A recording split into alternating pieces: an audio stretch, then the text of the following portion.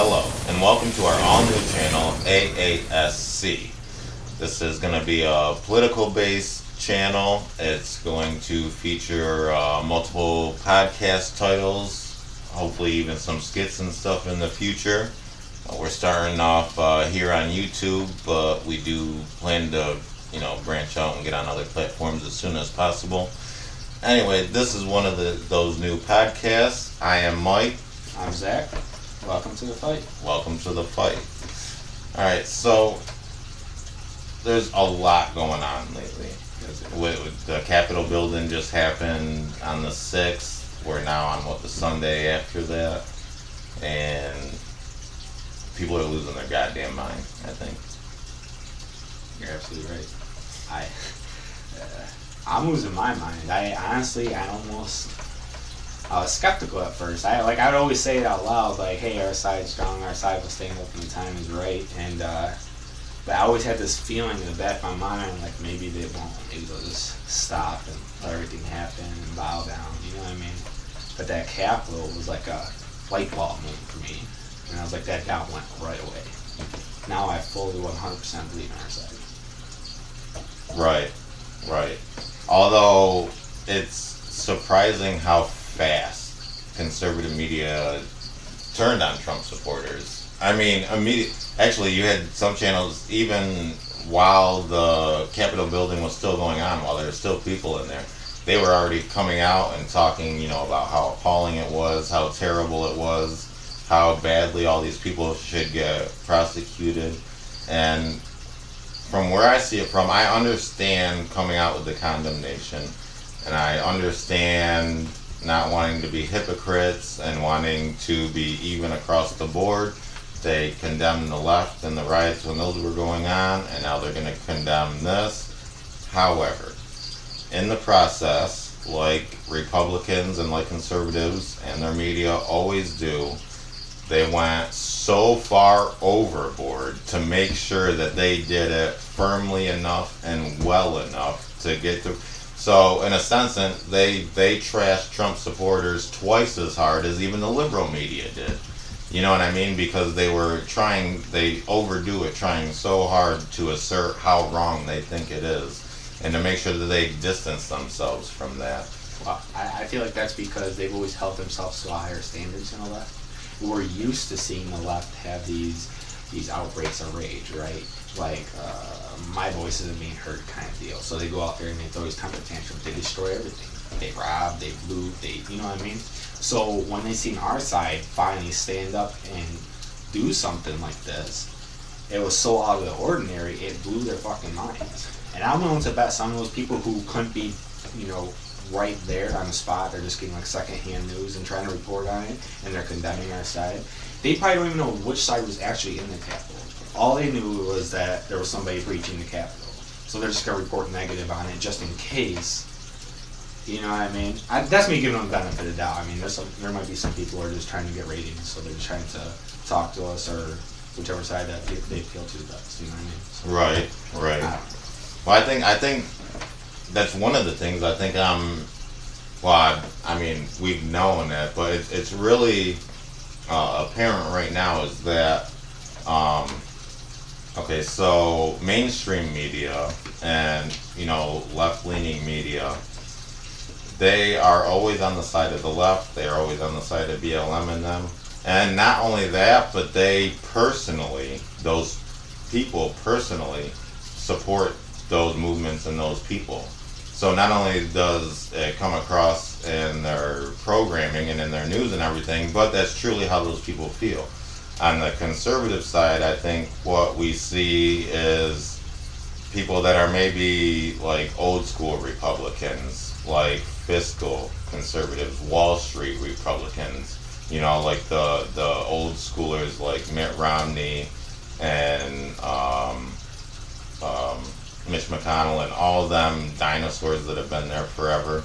And I think that those same type of people are who makes up a lot of conservative media. Now, with that, I will say the one person who did not start their next show condemning Trump supporters was Rush Limbaugh. He was the one and only one. He did not condemn the Trump supporters. He didn't say he supported it. He didn't say he condemned it.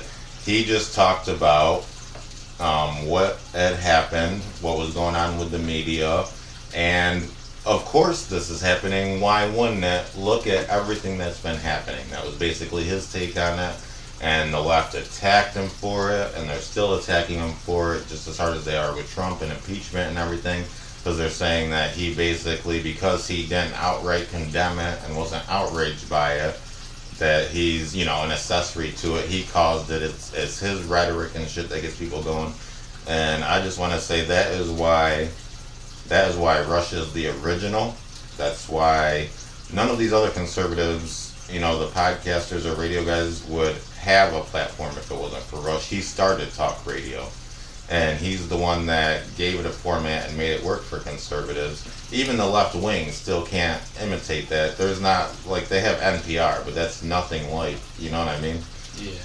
And so that's why he's the original. That's why he's the GOAT, and that's why he will always be authentic. You know what I mean? He's always been grounded in reality and understood where the common man comes from, even though he's wealthy and even though, most people like him are detached.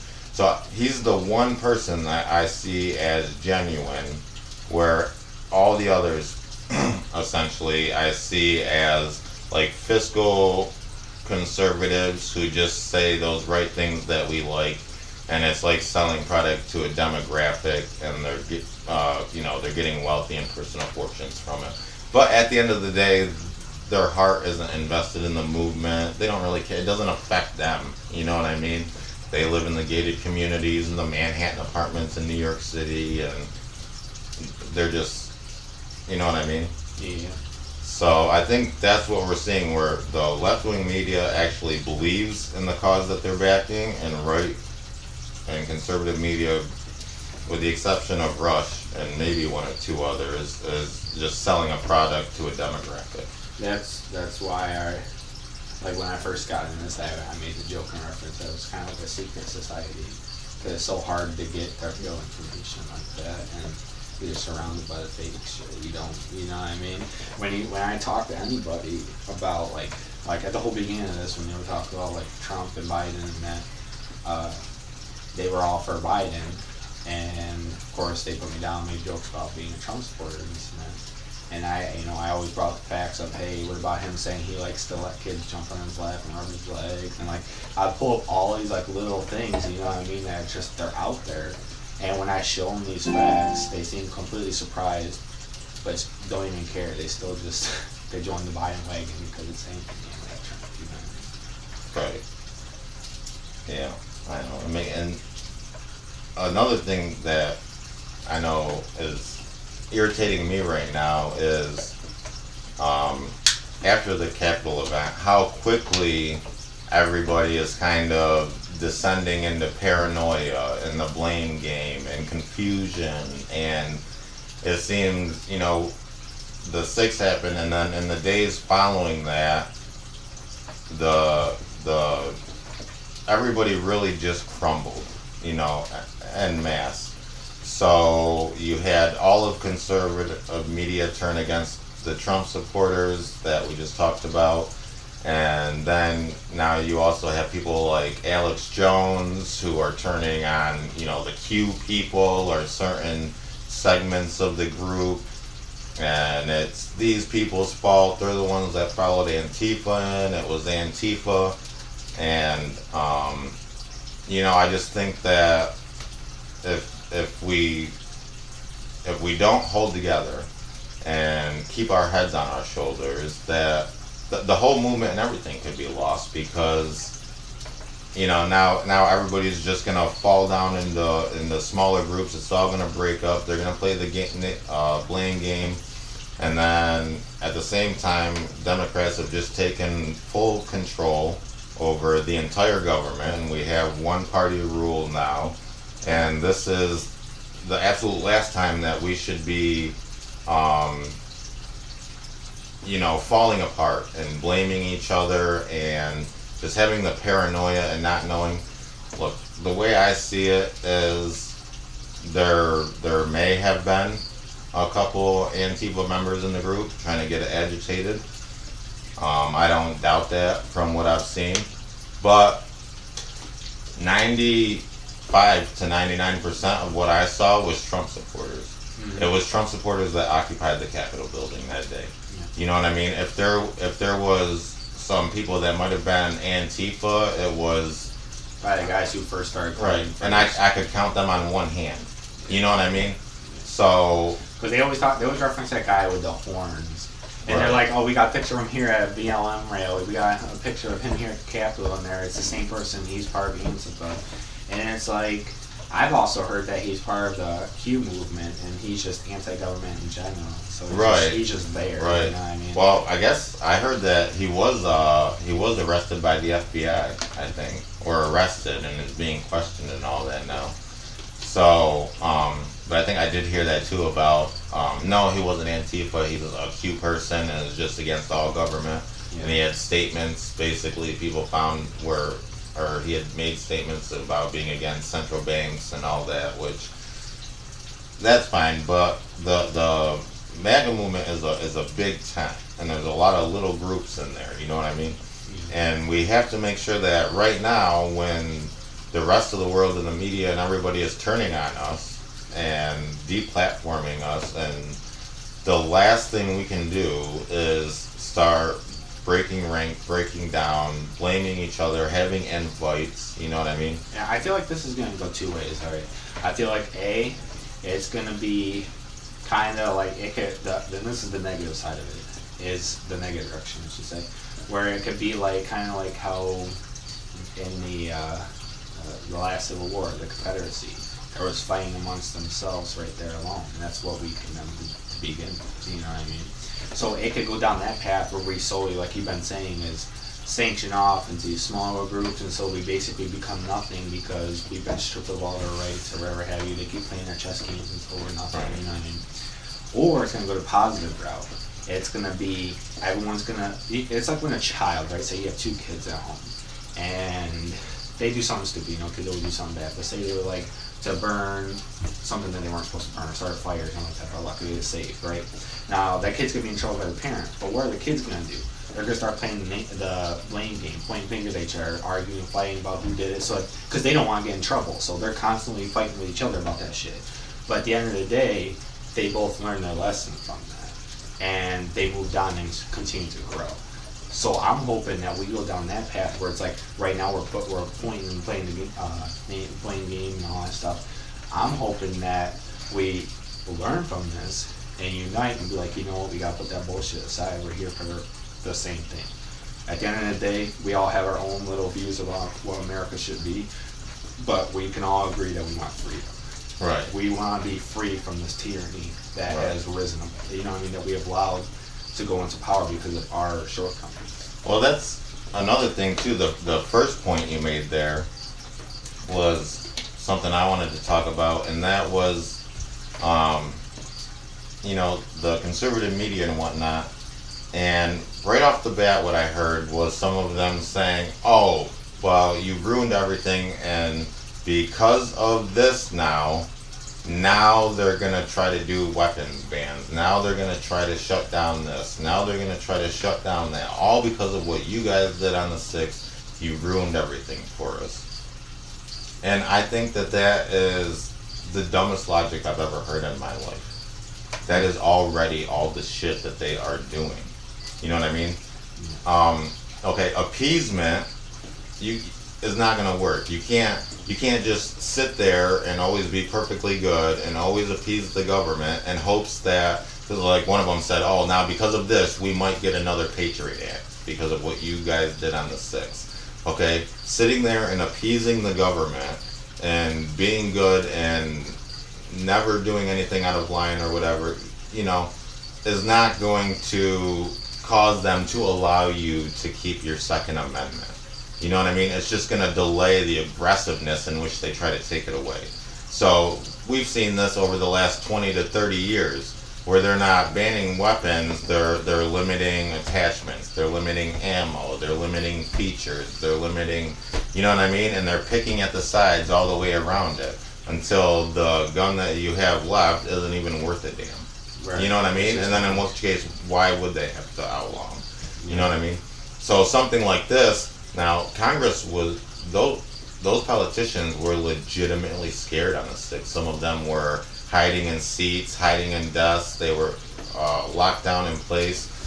And for I think the first time in probably any of their careers or lives, at that moment they weren't untouchable. Mm-hmm. At that moment, there was people that they felt were coming for them. You know what I mean?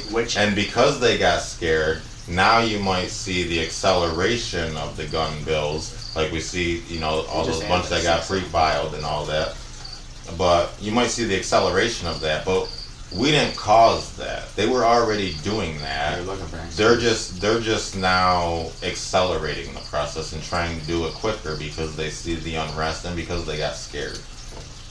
Yeah. Like now you see how protected the Capitol building is. Yeah, they got the National Guard up there. Mm-hmm. All right, I don't know if they've gone there yet, but I know they're on their way. They're gonna be. They're gonna be stationed there. That is gonna be the most between now and at least until after the inauguration. That is gonna be the most secure lockdown town we have ever seen.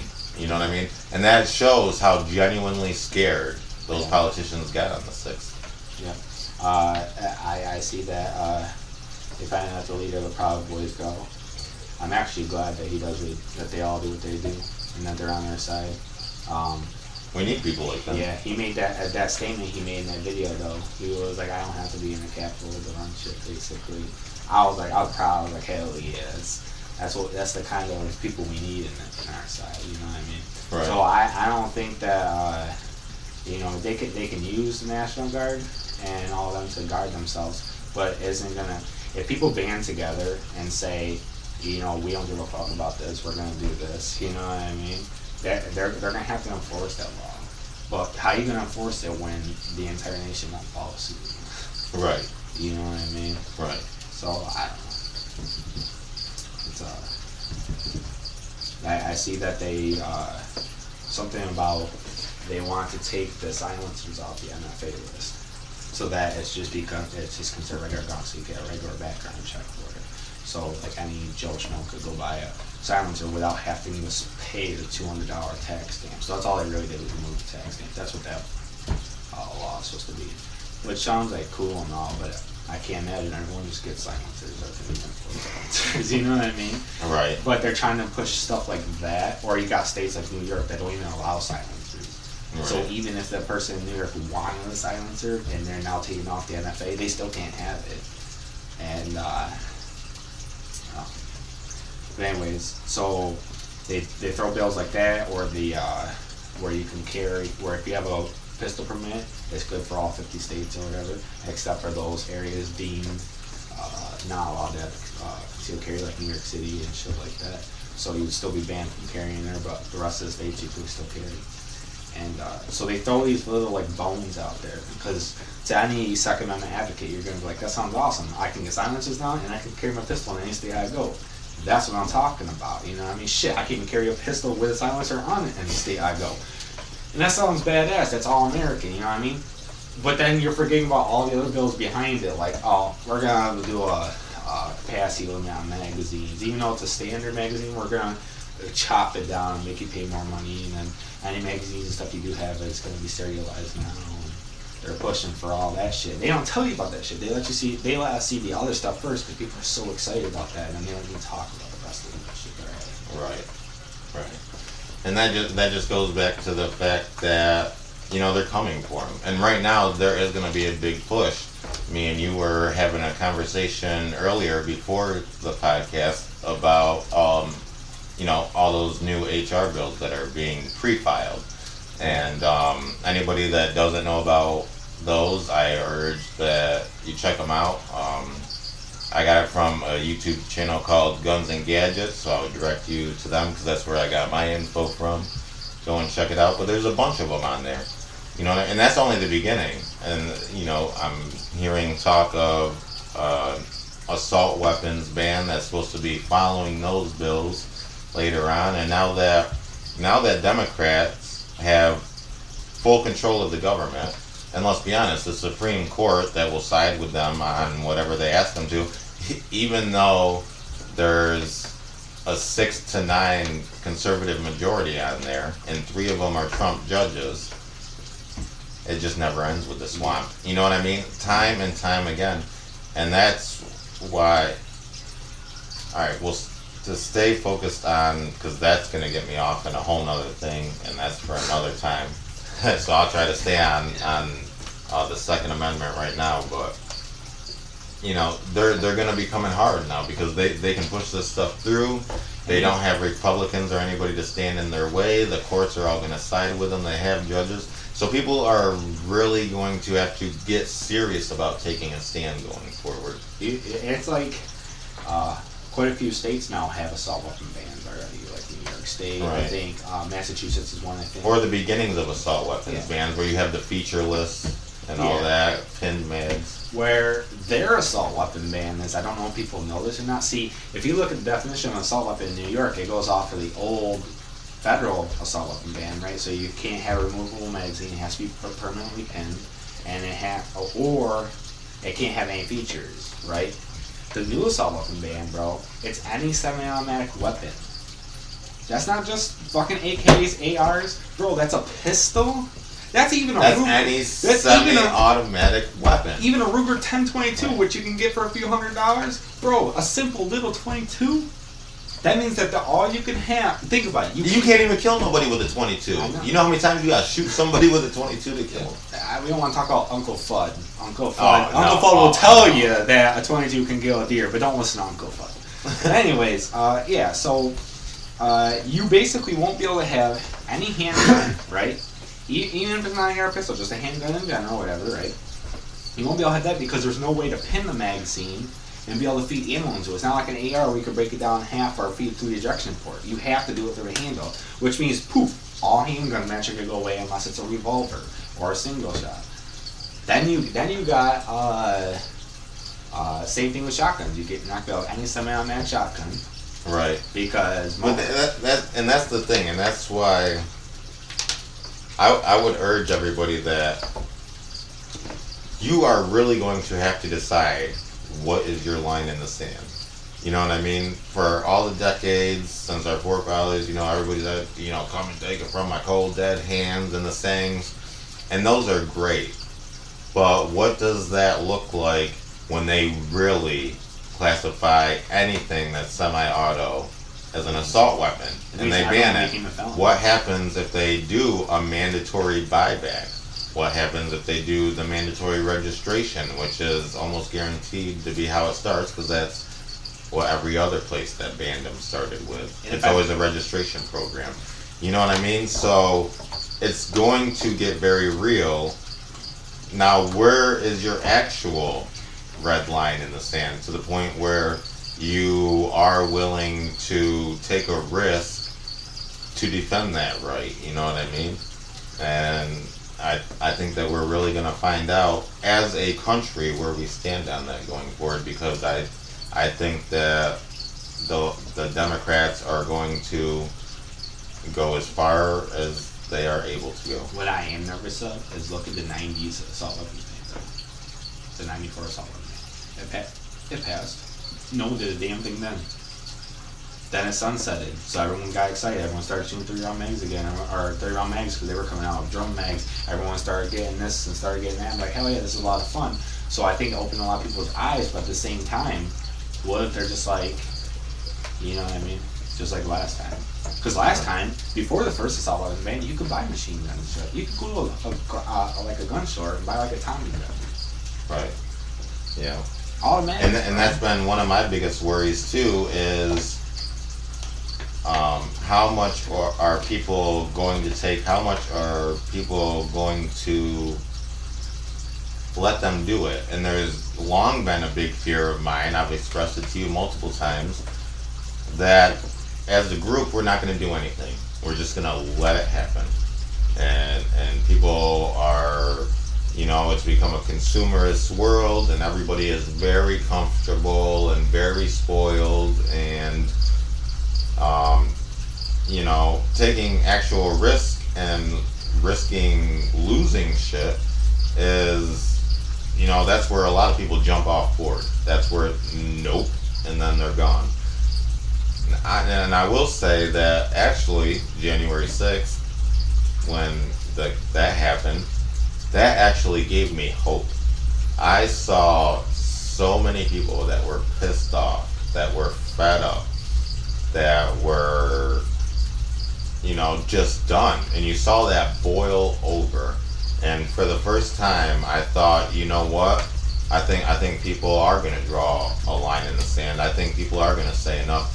Now, of course, I don't want a civil war to happen. I don't want mass violence to happen because that's terrible. You know what I mean? Like, we all saw the video of Ashley Babbitt getting shot and killed, and that is horrible that happened, and other people died in D.C. And I don't want to die. I don't want people I love to die. I don't want them to be in danger or there to be, mass chaos like that. But god damn it, at some point, this is real shit they're doing now.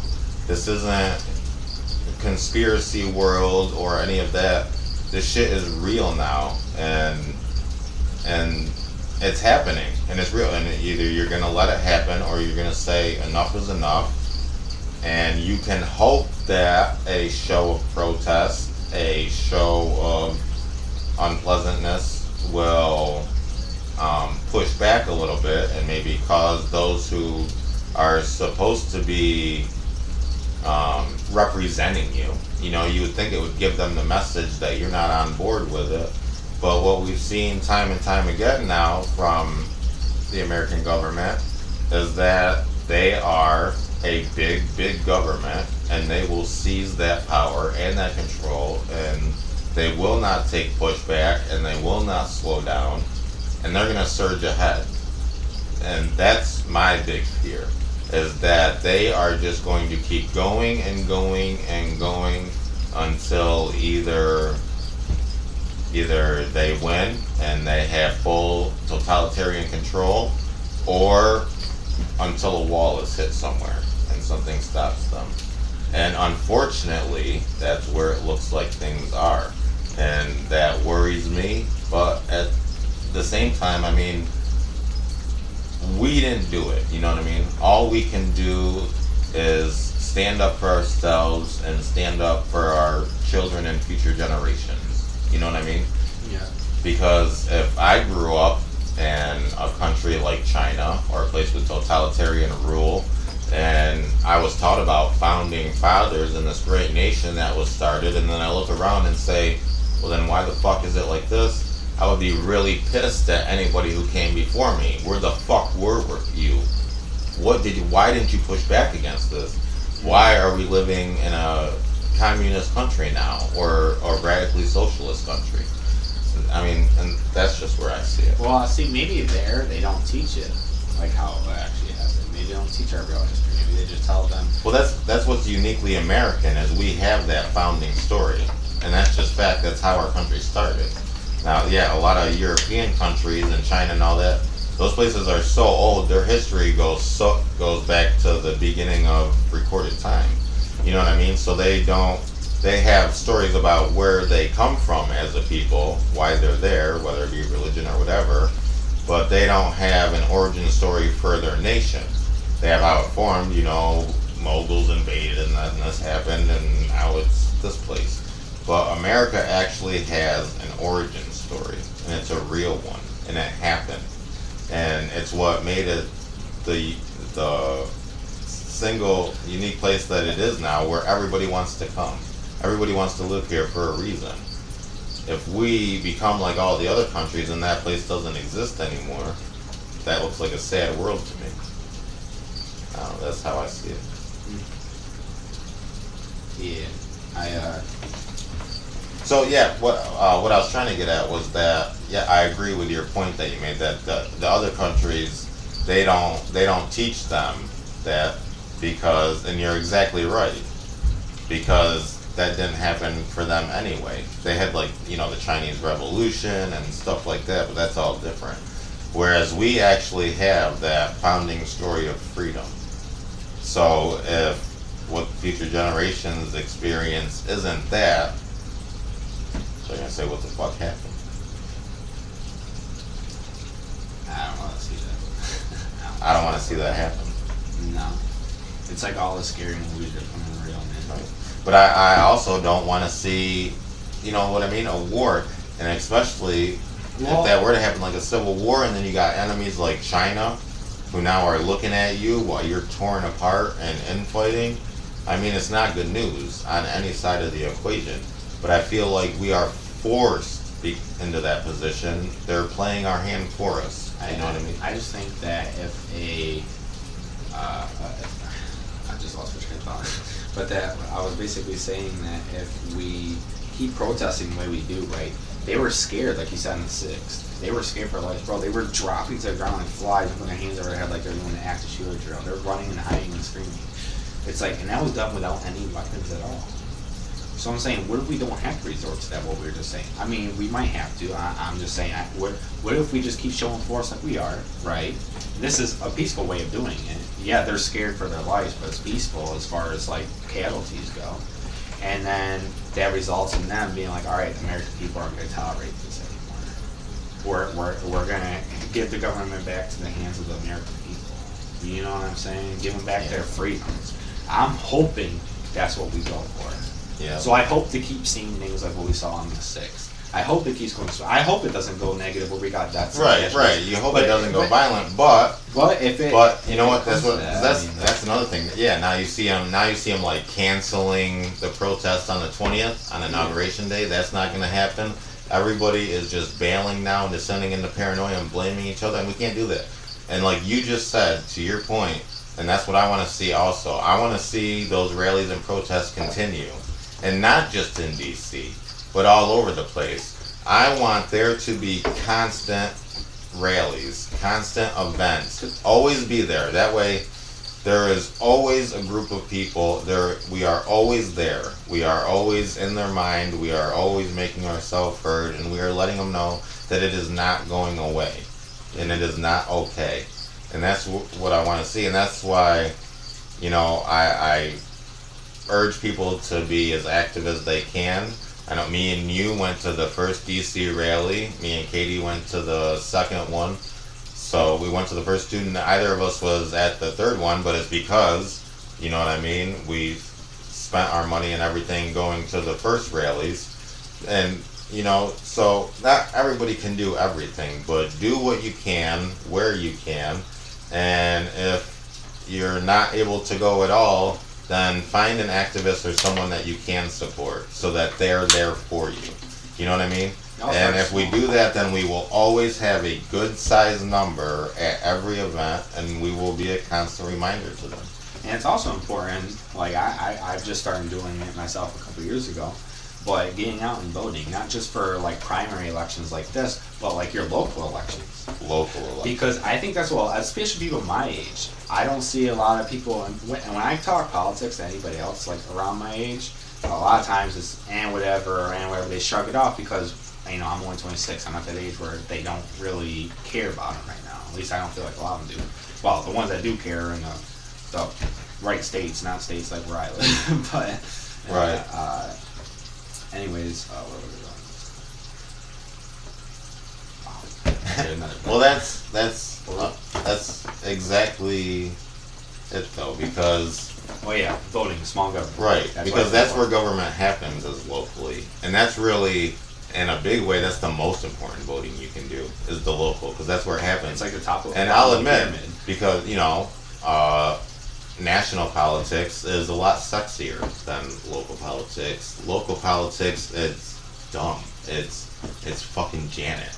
You know what I mean? She's the county clerk. What the fuck? But that's what I'm saying. We need to infiltrate those But you're right. That's where it happens. So yes, as unsexy as it is, the local voting is actually the more important voting, and those are the people that actually affect your real day-to-day life. That's what I'm saying. Everybody should start infiltrating these local level politicians. become politicians. If you're on this side, become a politician. Do whatever you can. Get involved with your local community. Talk to the local presidents, or what are they called? Like your little local town supervisors and stuff like that. Yeah. Get into those positions, because as stupid as it may be, it's like a pyramid effect, right? So it's the little guys who are represented by a next tier, and next tier is represented by a next tier, right? So it's like you keep voicing your complaints up until it gets all the way to the top, the big government.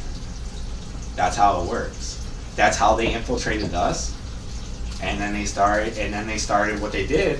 So it's like growing, right? So they infiltrated us like that slowly, and then they start implementing it into the schooling and learning. So kids are getting these propaganda, and then it's like they're growing seeds, bro. It's like they're growing little sprouts, little Democrats to follow their paths. And what we gotta do is basically, I know it's gonna be a long journey, but basically redo what they just did to bring America back to what it's supposed to be. Start that local level. Start getting involved with local politics. Yes, the big politics, I mean, they really matter, but you know, you gotta start somewhere. Right. If you can't just walk up to the president's door and talk, and we had a president who was on our side trying to help us, and they've infiltrated so deep that they were able, like an infection, bro, on a wound, and they were able to just steal our election. Yeah. So I think we fucking take this shit back. That's what I'm saying. Oh, and do you see? Sorry to interrupt, but do you see now we even have some politicians and shit who, since the 6th happened, are now saying that the election wasn't stolen, that it was just lost, and we know it was stolen. And what is the same ass excuse we hear every time? Oh, it wasn't stolen. There was no evidence of widespread voter fraud. You don't need widespread voter fraud. You just need evidence. Right. Well, for it to work, you don't need widespread fraud. You don't need it to be some conspiracy from the top down. You know what I mean? You just need a couple key blue cities and swing states.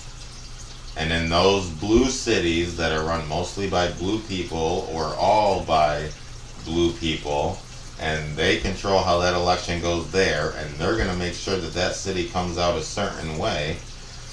And now to accelerate that, they changed all the rules, many states breaking their own constitutions in the process, and rapidly changing it so that there was as much paper out there as there could be. There was any place you could scribble down a vote, any place you could mark a vote. They flooded the place with ballots. And ballots are supposed to be protected. Ballots are supposed to be, you know what I mean? Like absentee voting has worked forever because you have to request one. And you have to say why you won't be there, and you have to provide proof and all this other stuff. So, but nope, they just, like a leaflet flyer, boom, you threw them out there, you know what I mean? And they're like, wow, look at all these Biden votes we got back. As it came in 2-3 days later, and they extended the election, you know what I mean? We didn't have an election day, we had election month this time. So for anybody to sit there and say that there's no evidence, and most of those cases were never heard in court. They keep saying, well, Trump's lost 66 cases, it's over. He didn't lose shit.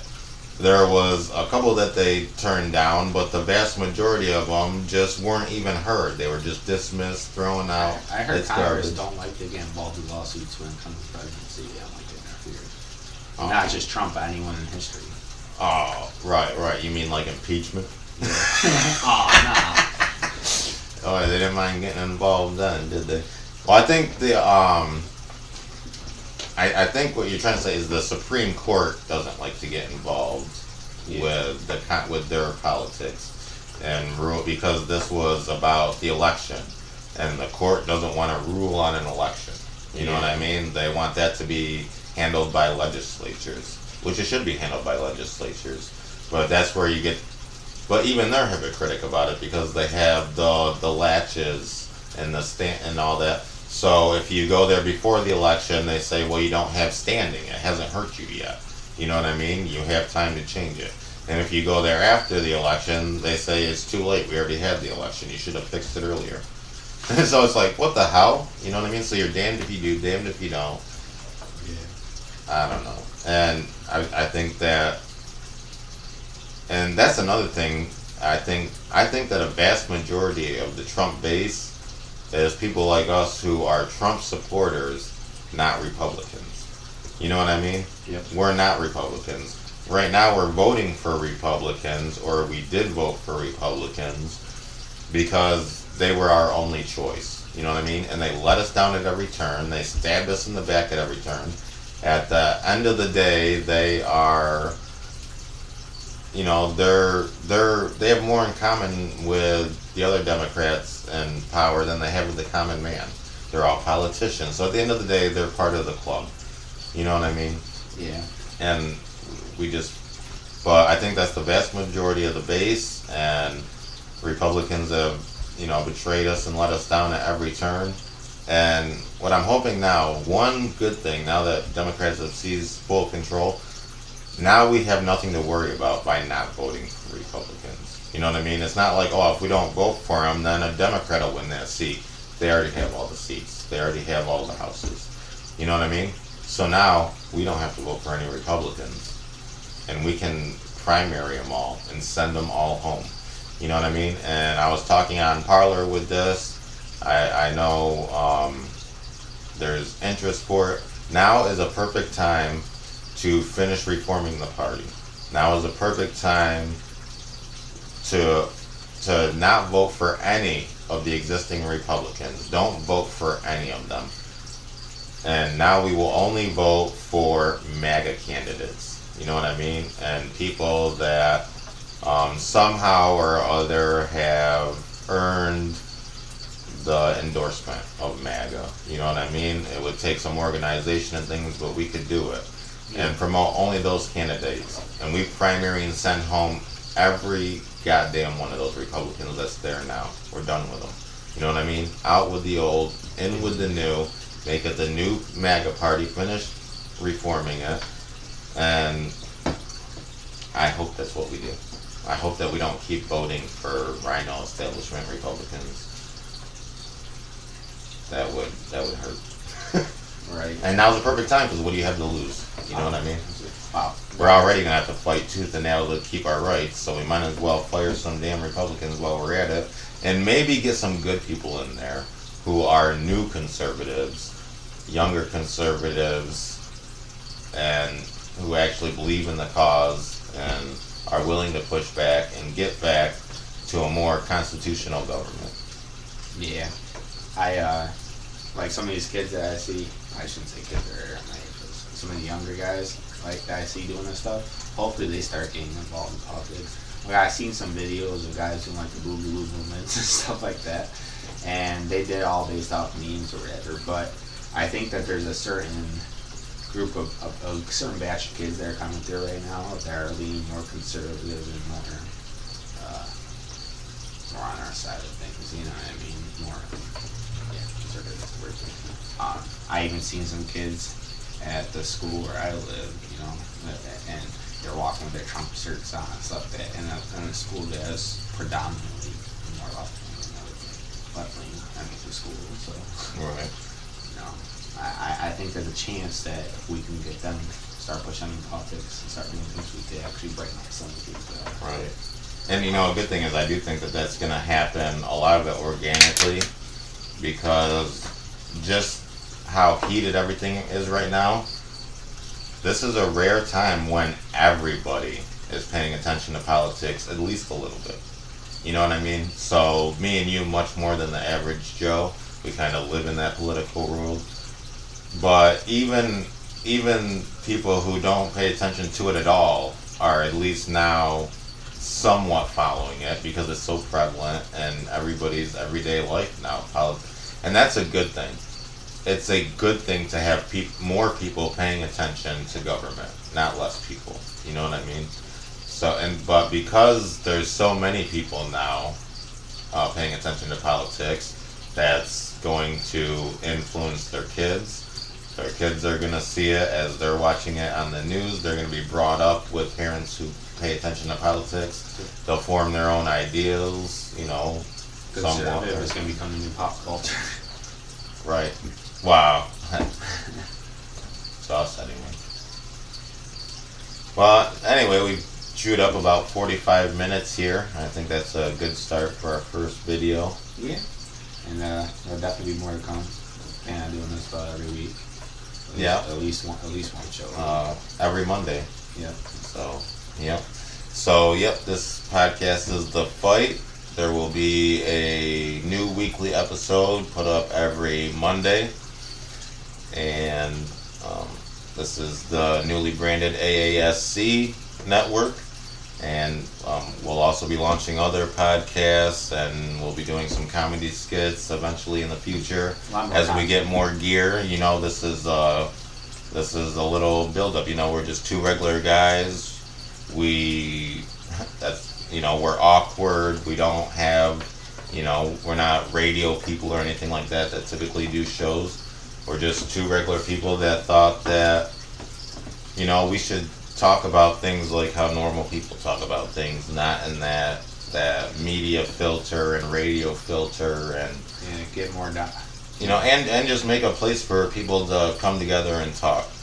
So be more right. There will be a dedicated email for the podcast, at least the channel.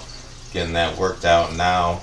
So there will be ways to engage with us. We'll engage back, of course. I just want it to be a place where we can have conversations. You know what I mean? And I look forward to all that we're gonna do coming up, and I hope everybody tunes in. If there's if you guys ever have any ideas on something you want us to talk about or anything you want us to highlight, let us know, and we'll give our viewpoints on it. Sounds good. All right. Thanks for watching, everybody.